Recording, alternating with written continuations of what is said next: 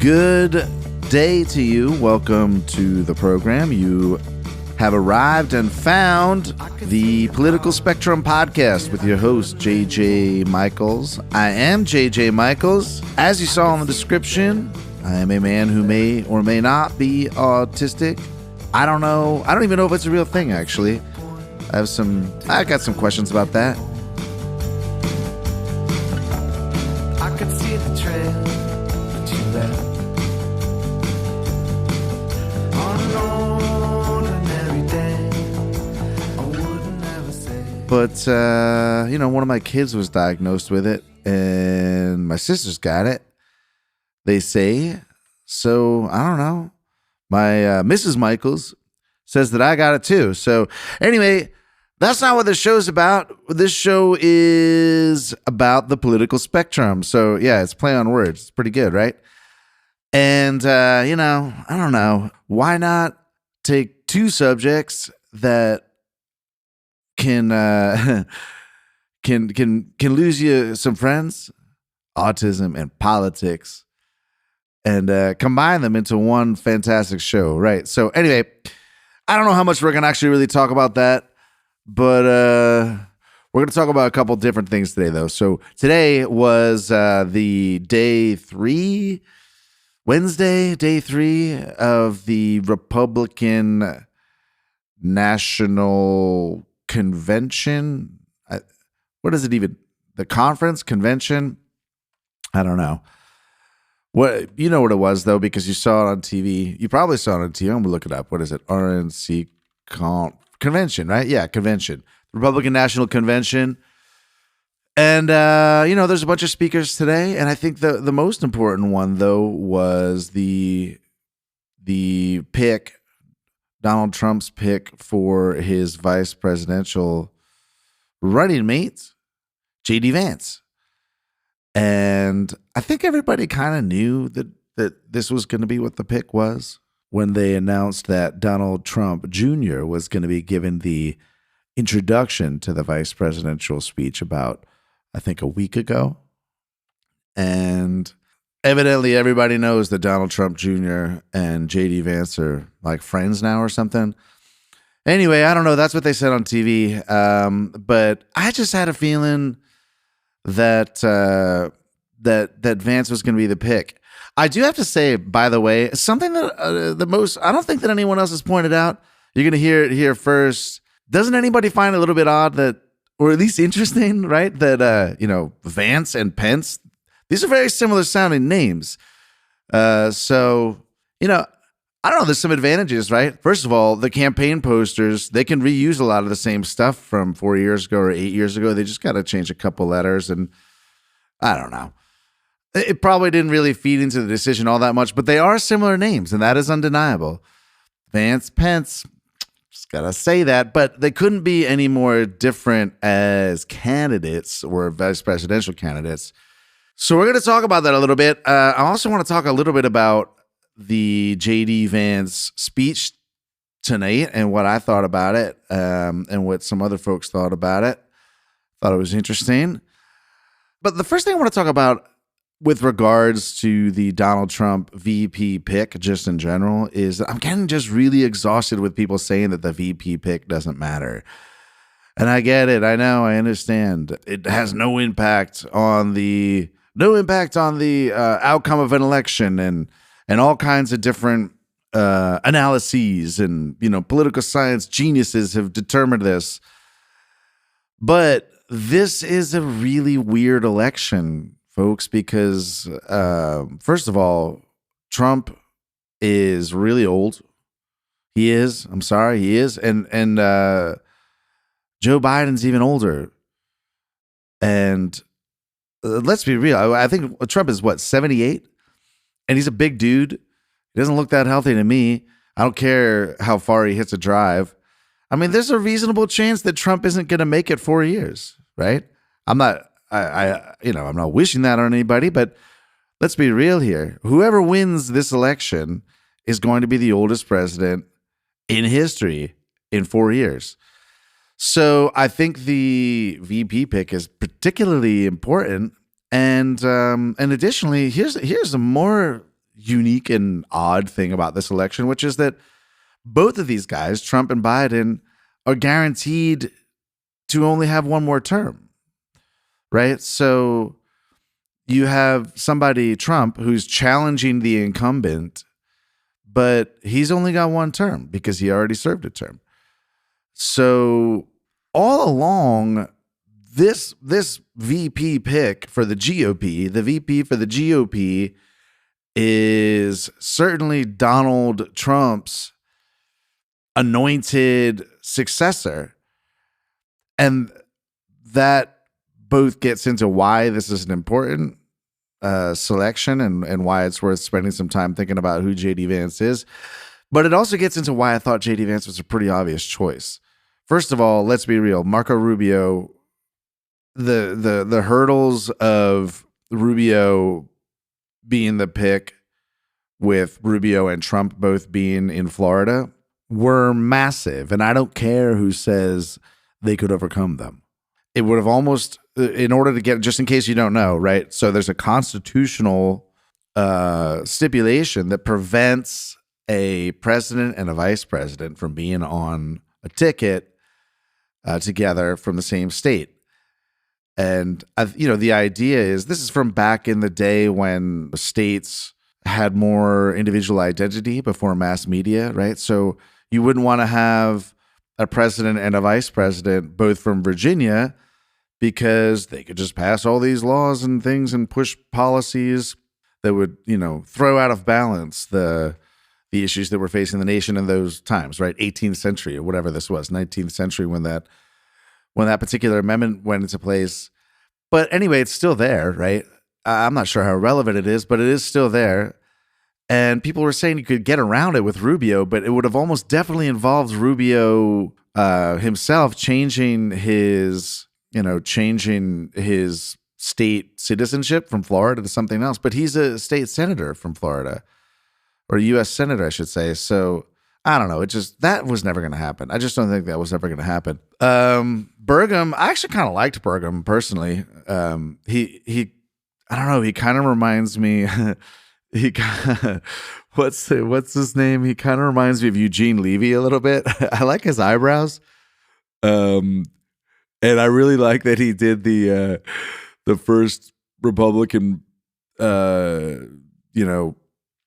debate for the primary debate with a broken leg or whatever it was from playing basketball. I don't know. He just seemed. I thought it was funny, but he also he's a pretty big deal. He created the Great Plains software, which is now owned by Microsoft, accounting software. If you don't know it, it's like, I don't know, second or third. It's a really big piece of accounting software, Microsoft Great Plains. Burgum did that, and I don't know what else he did, but I'm a fan of people that have an idea of how today's world works a little bit. Even though Burgum is old, he's not as old as the other guys, but he's old.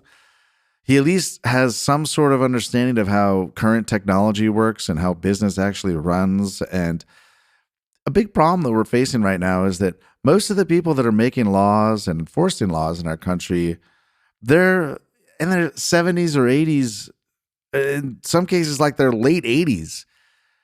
And there's nothing wrong with being, in the twilight, silvery years of life. There's nothing wrong with that at all. We should respect our seniors, but seniors and especially politicians who have handlers and assistants doing everything for them, and career politicians, they don't even understand the most basic things about how the world works today. They just don't. I can't remember who it was, but Bush Jr., it might even have been Obama, but it's like very recently that we had our first president that was using email at all. And it was like shocking that Trump used social media back in 2016, right? These guys are way behind, and the technology is advancing extremely rapidly with AI and other things, and who even knows where any of it's going to go. But it might be useful to have some leaders that have a vague understanding of what life outside of the hallowed halls of Congress and the White House is actually like. So Burgum, even though he's old and looks like Eugene Levy, at least, he's created a real business and real technology and has real employees, or did before he was governor. Anyway, but I still think too old, man. I mean, I can't remember how old Burgum is. Let's look it up here. We got the speaking of technology, right? How old is this guy? Burgum. I gotta tell you, come on. With the glasses, he really looks like, to me, he looks like Eugene Levy. And there's nothing wrong with Eugene Levy. I love Eugene. I think he's really funny. All right, 67. So he's 67 years old, which means that, and he's turning 68 on August 1st, by the way. He's 68. Let's be real. Okay, he's 68 years old, about to be. And, so that means that by the time, if he was the VP pick and Trump was out of office, that means that by the time, sorry, I just got distracted. I'm looking at, man, there's some great names. I'm looking at his Wikipedia page, and it says on the right side who the governor of North Dakota was before Doug Burgum. And I'm sorry to all our listeners in North Dakota. I didn't know this, but this guy's got a great name. His name is Jack Dalrymple or something. So the previous governor of North Dakota was a man named Jack Dalrymple, Dalrymple.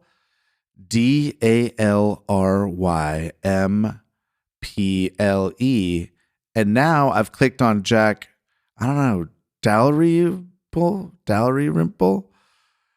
And there's another Wikipedia reference that says, for the American musician, see Jack Dalrymple musician. So there's also a musician named this. From San Francisco, who had a band called One Man Army. Okay, anyway, maybe that guy he was governor for 6 years. But anyway, what are we talking about? We're talking about Doug Burgum. He would have been 68 if he were elected vice president, which means that when Trump left office, he would have been 72, which means that if he were the GOP candidate after that in 2028, he'd be running as a 72-year-old, which means that, let's assume 2 terms, right? He would be 80 years old also at the end of his 2 terms. So I just didn't see that happening. I thought they were going to go with someone younger. Rubio, not a real possibility for the reasons just articulated. And, that leaves JD Vance. So, I mean, I'm sure that's not the only reason JD Vance was picked. But when it came down to those 3 guys, I think that was pretty obvious. So maybe that's it. Maybe it was just his name sounds like Pence and he's the youngest guy. But I think there was more to it, obviously. We're going to talk about that. But actually, first I'm going to have a sip of the drink that I'm drinking, which is Nolitz Gin and HEB. I live in Texas.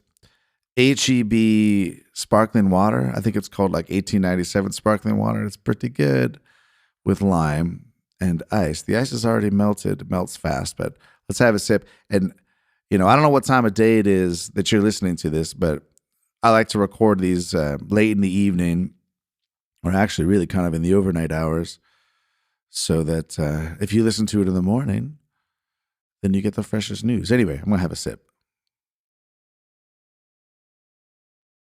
Okay. So what do we have? I have talking points. I got some talking points. Right? That's pro. That's very pro to have talking points. So, handpicked successor. Got it. Right. So I want to talk just for a minute about JD Vance's speech. Well, we're going to talk a bunch about the speech, but I just want to talk for a second about the style of the speech. And he did a thing that just really irritates me. Trump does it too. And I'm going to say what it is in a second. And in the case of JD Vance with this speech, I think I know why he did this. But I'm going to have to listen to some more of his speeches and go back and see if this is a thing that he does, because it is a thing that Trump does. And here's what it is. I find it very annoying that JD Vance was talking to the physically present audience in the room and not talking to me. And I really hate that. The television viewers, right? The there's millions of us. I don't know how many people watched the thing, the convention. We still don't know what it's called. Convention. I don't know how many people watched that, but I know that more people watched that than attended it. I don't know. Let's say maybe 40,000 people attended it. I have no idea, but at least millions of people watched it. Probably 10 million. I have no idea, but a lot. Okay. And there's a lot more of us watching it than attending it. So you should be talking to us. You should be talking to me. Instead, that's how I feel. Instead, he's talking to the crowd that's physically there. And I felt like his speech was constantly interrupted by chants in the crowd and his own interaction with the crowd. And it was kind of fun, I suppose. But I don't know. I was watching the CNN feed. I don't know what feed you were watching, but on the CNN feed, you couldn't really hear a lot of the crowd noise. You could hear some of the chants when they really got going. So your indication that something interesting was happening from the crowd during the Vance speech came when he allowed his cadence to be broken by the crowd. And it just really bothered me because it's like, hey, man, I'm sitting here listening to you. You know, it's like 10:30, 11 o'clock. There's other things I could be doing. I could be recording the Political Spectrum podcast. I could be doing anything. But I'm listening to you, JD Vance. Talk to me, man. I thought it was a pretty good speech, by the way, overall. But I just felt like that was distracting. And Trump does the same thing, and it drives me crazy. So, for example, in the Trump-Biden debate that just happened a few weeks ago, which, you know, Biden performed really poorly. Everybody knows that. And I don't think that Trump did all that great either. You know, Trump has a habit of talking to the commentators, you know, the, what are they called? Not the commentators, the moderators. And it's like, man, this debate is not to see who can make Jake Tapper like them the most. This debate is to explain your positions to the American people who are going to be doing the voting. Obviously, Jake Tapper is American and a person, and presumably he's going to be voting, but he's only one. And the other woman whose name was pronounced oddly, whose name slips my mind, she was pretty good though. She's two, right? So these two people, they're not going to make a difference in the election. They're just the moderators. And yet I felt like the entire debate, Trump is just talking to the moderators, man. It's like, come on, we're listening. Talk to us. And the other thing that Trump does that really drives me nuts, people say that he's a good debater, and I just don't see that. I think he's got a lot of charisma, and he's certainly a very entertaining debater. He's very funny, very humorous. But the other thing that he does, he assumes too much information on the part of the listener. He assumes that we know what he's talking about, and he does these litanies of topics that he just uses his own shorthand for, as though all of us sit around watching Fox News all day long, or ever at all, or MSNBC, or I don't even know what. So, you know, he goes at some point when he's trying to lay an attack on Biden, and he's like, Russia, Russia, Russia, and the 21 agents, and the 92 Nobel laureates, and the liars, and the this and that. And it's like, and he'll just bullet point. I don't even remember all of them. He'll bullet point these shorthand references to all of the unfair ways he was treated, or whatever it is.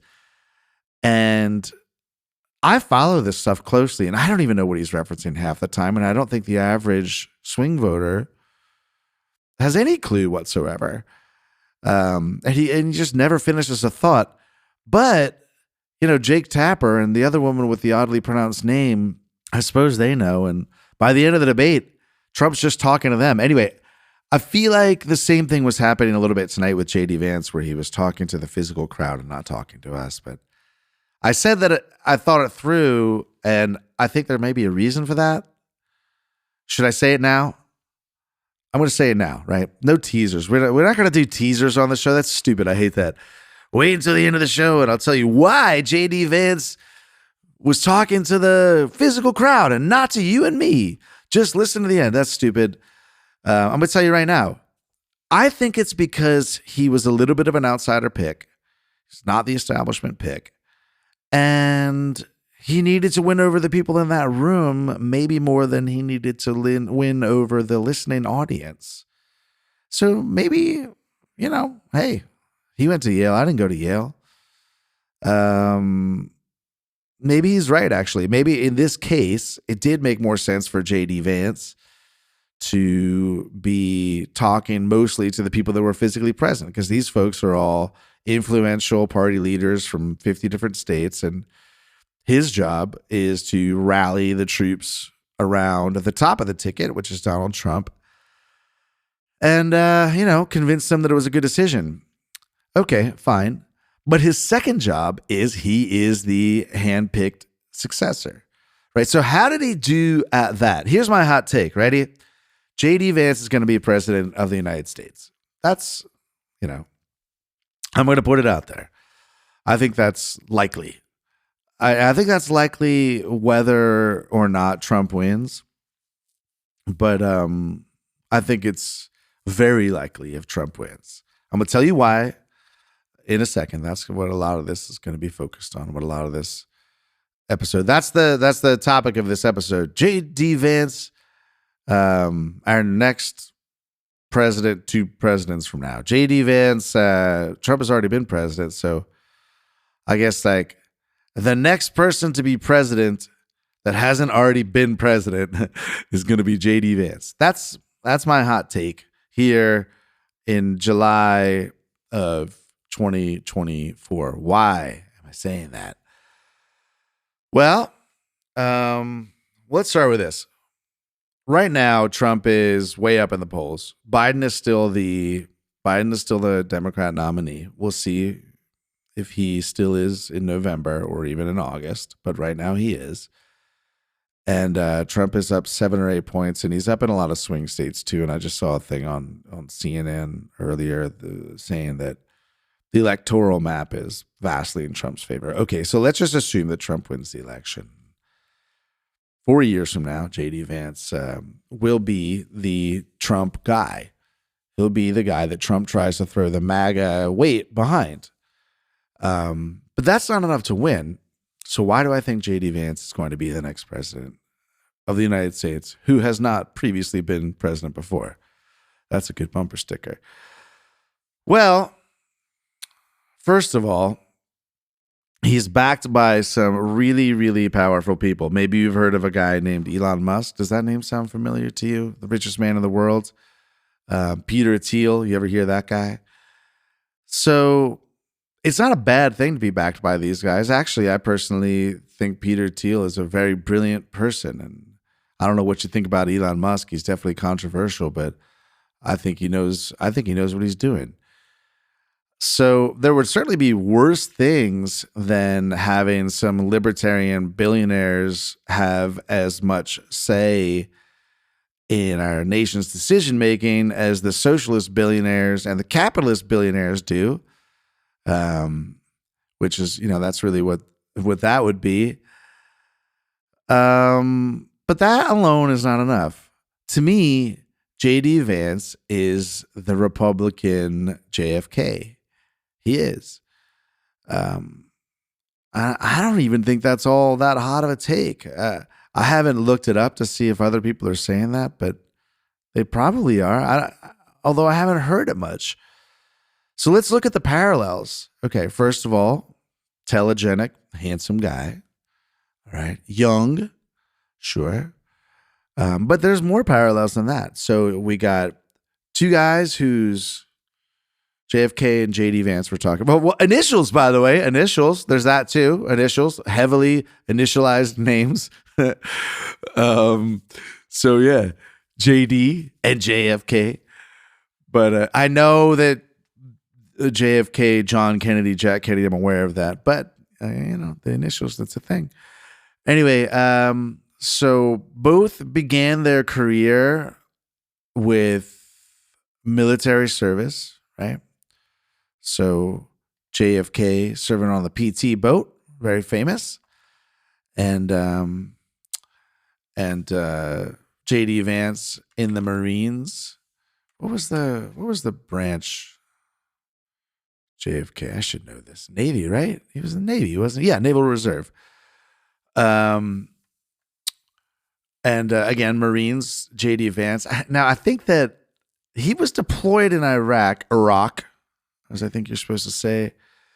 But as I recall, JD Vance, he was like he was non-combat. I can't remember what, but anyway, okay, U.S. Naval Reserve during World War II and non-combat Marine, not that far off. Okay, I mean JFK was serving like off the coast of the United States, although he did. And this is like the PT 109 or whatever it is. He did end up deployed as I think Solomons maybe. Anyway, junior senators from their state.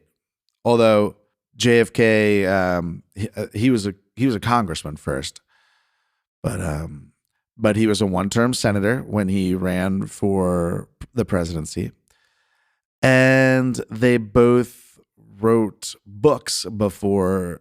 They were both young men who wrote books about their experiences and their young lives, which, that's not all that unique. I guess everybody kind of does. You're supposed to. Profiles and courage for JFK and hillbilly elegy for our man JFK and JD. Anyway, so what's my point, right? So they both started military service. They wrote books, one-term senators, handsome men with lovely wives and beautiful families. But that's not even really what it is. What it really is that JD Vance, just like JFK before him, can articulate ideas, and he can articulate a zeitgeist, and he can understand a zeitgeist. He can pick up on an energy of the nation, and he can explain the energy of the nation. It doesn't really matter at all if you agree with him or not. That's not my point. My point is that JD Vance is picking up on this idea that, he's really hammering on this idea that the United States is not ideas. The United States is a homeland. And I think he's really onto something. I think that he's catching a zeitgeist there. And I think that's going to be his thing. And he has the ability to articulate and explain in a way that Donald Trump most certainly doesn't. We already talked about this. Like, Trump is not a good teacher. If you watch him in the debates, he cannot explain what it is that he's trying to tell you. He's a really great showman. He's a really great presenter. He's good at a lot of things, but he's not a teacher. Right. And he's not a really great speaker. Let's just be real. He's a funny speaker. I already said that. And he really is. Like, he's a good speaker in certain ways. Right. But he's not an orator. I don't think anybody would ever say that. Whereas JD Vance is, and he's really good at explaining complex ideas in a way that average people can understand. Just like JFK, just like Obama, just like Bill Clinton, just like Ronald Reagan. These types of people, they win elections. People like these types of people. Like, let's take like Obama, for example. I don't know. I don't really like a lot of Obama's policies, but even now, I just still kind of like the guy. He just seems likable. I like the way he talks. I like the way he explains things. And I don't really agree with anything that he says or very much of it, but he seems like a decent person. I felt the same way. I was a kid when Ronald Reagan was president, but I felt this very similar feeling to me about Ronald Reagan as Obama, where it's like, I felt like he liked me and I felt like I could understand what he was saying. That's the thing about Obama. I feel like Obama likes me when he talks. And I think that's really important. I don't think Joe Biden likes me. I don't know whatever it did to the guy, but I always feel like I'm in trouble. I feel like he's scolding me. I never thought John McCain, that guy doesn't like me for some reason. I don't know what his problem is. That guy just doesn't like me. I don't think Trump likes me, right? But I feel like Obama liked me. I feel like Ronald Reagan liked me. Bill Clinton, he might have liked me. I don't know. It's not for sure. JD Vance, I feel like he likes me. I feel like JD Vance and I are friends. And that's a really, really powerful thing. And I feel like I can understand him. He can articulate things in a way that we haven't had, certainly since Obama, maybe not since Clinton, and maybe not since Reagan. Can you even imagine a presidential candidate with the charisma and ability to connect with people that Bill Clinton had when, he sort of chuckled, it's the economy, stupid. And it's just a famous line, right? He's so right when he was debating, I think, George H.W. Bush on that. And just a tossed off line, and he was so right, and Bush Sr. was so wrong and didn't understand what people cared about. And I think there's a similar way in which JD Vance understands this American moment, right? And he was able to articulate it today with hope and with optimism, unlike Trump during the debate, by the way, which is just like, America sucks. I'm not anti-Trump, by the way, not at all. I think he's got. I like his vision, especially post-assassination attempt. Should we talk about that? I like his vision to try and unify things, and I hope that he really does. But he's real negative, man. I gotta tell you, and it's kind of a downer. I don't feel inspired personally. I don't feel inspired by Donald Trump.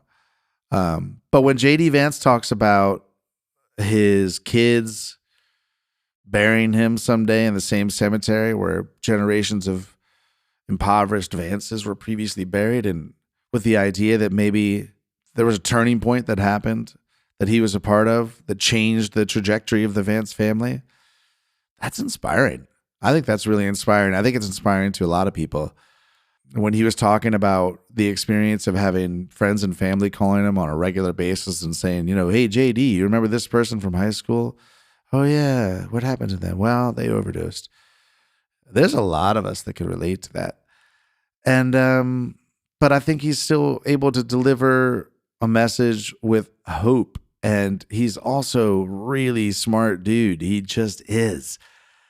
And when he wants to step it up a little bit, when he says things like, people don't get inspired by abstraction. I think that's, I think I got that right. But abstraction, that's, they talk about dog whistles for the far right and for the far left. That's a dog whistle for the elite academic class. When he talks like that, and he can slip it in there. And then even after his speech, you have the elite class. They just can't deny it. They're saying things like, he sounds a little like Bernie Sanders, which he does in some way, because Bernie Sanders was also onto something. He was onto the disaffection and the feeling of being left behind of average people. That's what the Bernie bros, so-called, were. They were people that were gravitating to somebody who had a vision of a country that didn't leave them on the sidelines. So, JD Vance's economic vision, like CNN was saying today, whatever those guys' names are, King or something like that. They're saying, he sounds a little like Bernie. And, Van Jones, fantastic name, by the way. Van Jones was saying, if you like JD Vance's vision, well, just stay home and let Joe Biden continue to enact it. Well, that misses something, because JD Vance is identifying a similar problem that the farther left wing, the Bernie Sanders wing, the AOC wing is identifying, but he's got a much different solution to it. His solution is more of the Reagan solution. Government is the problem type solution. But my point here on the political spectrum, where we're all over the political spectrum, is not whether or not JD Vance's solution is right or wrong. The point is, can he articulate that solution to American voters? And I think he can. And I think he's going to be president. We'll see. We'll see. That's my hot take. Okay. So, I don't know. I've been talking for a while. This is probably enough. We got one more thing that we do have to discuss. Is Joe Biden going to drop out of the race? I have said all along in other formats that in order to do that, he's going to need an excuse. And the excuse cannot be a doctor said that he's senile, right? Because that is a humiliating excuse. The excuse cannot be some sort of old guy disease. The excuse has to be something that could happen to anyone, but it also explains his cognitive decline in a way that is face-saving. And I predicted that it would be something like cancer or something, like he has liver cancer and he's been undergoing chemo treatments and he's exhausted and you all know what that's right? And he's going to step aside. I missed the obvious one that they announced today. I can't believe it. COVID. Gee whiz. Of course. I'm not saying he's going to drop out, but I am saying that I did say that if he was going to drop out, it would need to be because he was diagnosed with something that is not just for old people, but is mentally difficult. So, the brain fog and everything, it's just COVID. He's been vibrant and on point until just a month or so ago. And he just suddenly came down with COVID. And you know what? He's not going to be able to run this campaign with COVID. So he's going to step aside. That would be the story. I don't know if that's going to happen, but it would certainly fit with my assertion that he needs to have a medical condition that is not associated with old people. And then he can step aside and save face, and they can write speeches about him, about his decades of service and senator and all that stuff, and his 4 years as a transitional president, like he said he was going to be. I don't know if it's going to happen. I guess I should make a prediction. I do think it's going to happen. I do think so. I don't see a way that that debate was bad, man. That was bad. Do you guys remember, no one else has said this that I know of, you could only hear it on the J.J. Michaels Political Spectrum program. It reminded me of Rick Perry. Remember years ago, Republican primary, Rick Perry, and he said, oops. He just lost his train of thought, and it was like, gee whiz, is this guy, because Rick Perry is a recovering addict. And I remember watching it like, ooh, this is painful. First of all, his career's over, and it was. And second of all, it's like, is he back on the sauce or something, or what is going on? It's really sad. That's what Joe Biden's performance in that debate reminded me of. It reminded me of Rick Perry in whatever primary that was, 2000, 2008, 2012. But it was that bad. It was really that bad. And I don't see how you recover from that. I'm not the only person to say that. But he's a proud guy, right? And, he needs an excuse. And the excuse can't be, I'm too old to do this. It's got to be something else. So maybe the COVID thing's the excuse. I don't know. We'll see. That's not the subject of this particular episode. But it is, by the time you hear this tomorrow, it's possible he'll have already dropped out. So, hey, man, we got to be relevant. Got to stay relevant. That was relevant, right? All right. That's it. That's enough for today. We're going to talk more tomorrow because tomorrow we've got Donald J. Trump is going to be giving his speech at the Republican National Convention. That's what it's called. So we're going to talk about that. And tomorrow we're going to talk a little bit about, is Trump Hitler? And does anyone really believe that? And spoiler alert, I don't think anyone really believes that. Nobody in politics really believes that. And I don't think anyone in the media really believes that. If they did believe that, they would be behaving a whole lot differently. I think some voters believe it because they're being told it. But I don't think any of these people believe that this is the world's, that America's at stake. And the Republicans don't believe that either. None of them believe it. And you know why they don't believe it? Because it's not true. The state of the nation is not at stake. We're still going to be here in 4 years, for good or for ill. And I'm still going to be here tomorrow, I think, here on the Political Spectrum with your host, JJ Michaels. Thanks for listening. Bye.